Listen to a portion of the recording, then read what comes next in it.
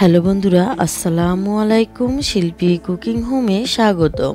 আজকে আমি আপনাদেরকে মজাদার ম্যাস্টার জেলি বা চুকাই জেলি তৈরি করে দেখাবো।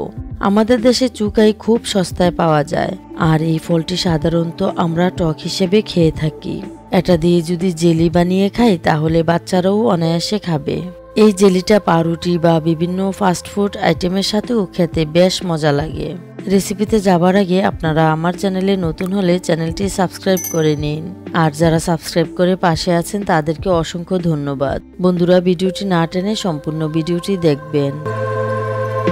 চুকাই জেলি তৈরির জন্য আমি এখানে 500 গ্রাম চুকাই নিয়েছি। আপনারা এরকম পুষ্ট দেখে ম্যাশটাটা সিলেক্ট করবেন। আমি প্রথমে ম্যাশটাটাকে ভালোভাবে ধুয়ে নিয়েছি। এখন হাত দিয়ে চুকাইটা থেকে বিচিটা বের করে নিচ্ছি।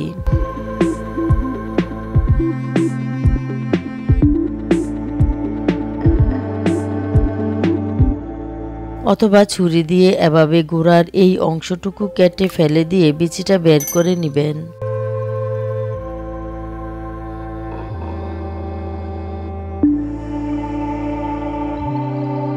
চুকাই বা ম্যাশটাটাতে 1/4 লিটার পরিমাণ পানি দিয়ে চুলায় বসিয়ে দিব।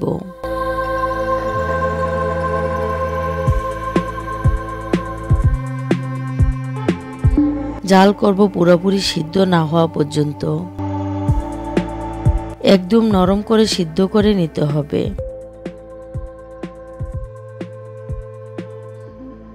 চুকাইটা সিদ্ধ হয়ে গেছে। চুলা বন্ধ করে একটু ঠান্ডা হতে দিব। এখন ছেঁকে চুকাইটা থেকে রসটা আলাদা করে নিচ্ছি।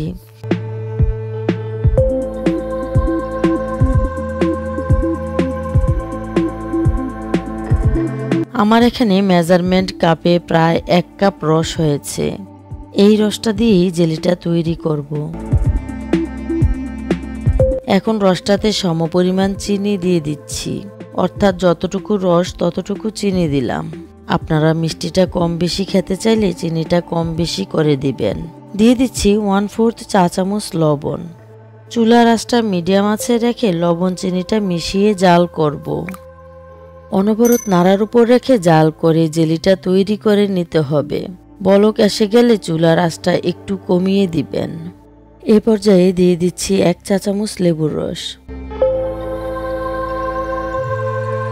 আমার জেলিটা রেডি হয়ে গেছে, চেক করে নিচ্ছি। একটি বাটিতে পানি নিয়ে কাঠি দিয়ে তুলে কিছু জেলি পানিতে রাখলাম। যখন দেখবেন এভাবে রাখলে জেলিটা পানিতে ছড়িয়ে না যায়, তখন বুঝবেন জেলিটা রেডি হয়ে গেছে। চুলা বন্ধ করে দিব।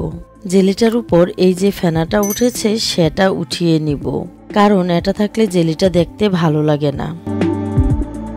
জেলিটা কিন্তু ঠান্ডা হলে জমে যাবে, তাই গরম থাকতে থাকতে ফেনাটা তুলে নিতে হবে এবং জেলিটাকে যেখানে সংরক্ষণ করবেন সেখানে ট্রান্সফার করে নিতে হবে। আমি জেলিটাকে কাচের বক্সে সংরক্ষণ করব। বক্সটাকে ধুয়ে ভালোভাবে মুছে নিয়েছি যাতে কোনো পানি না থাকে। জেলিটাকে বক্সে ট্রান্সফার করে নিচ্ছি। কাচের কোনো পাত্রে বেশি গরম কোনো জিনিস রাখলে সেক্ষেত্রে পাত্রটি ফেটে যেতে পারে, তাই বক্সে এভাবে একটি চামচ রেখে জেলিটা ঢেলে নিচ্ছি। এভাবে চামচ রেখে ঢেলে নিলে আর কোনো রিস্ক থাকবে না। ঢাকনা দিয়ে ঠান্ডা হতে দিব। ঠান্ডা হবার পর দেখুন আমার ম্যাশটা বা চুকাই জেলিটা কি চমৎকার হয়েছে। আমি এটাতে কোনো রং ব্যবহার করি নাই। ন্যাচারালি জেলিটা এই কালারের হয়েছে। আমার এই রেসিপিটি যদি আপনাদের ভালো লাগে লাইক কমেন্ট শেয়ার করবেন। আল্লাহ হাফেজ।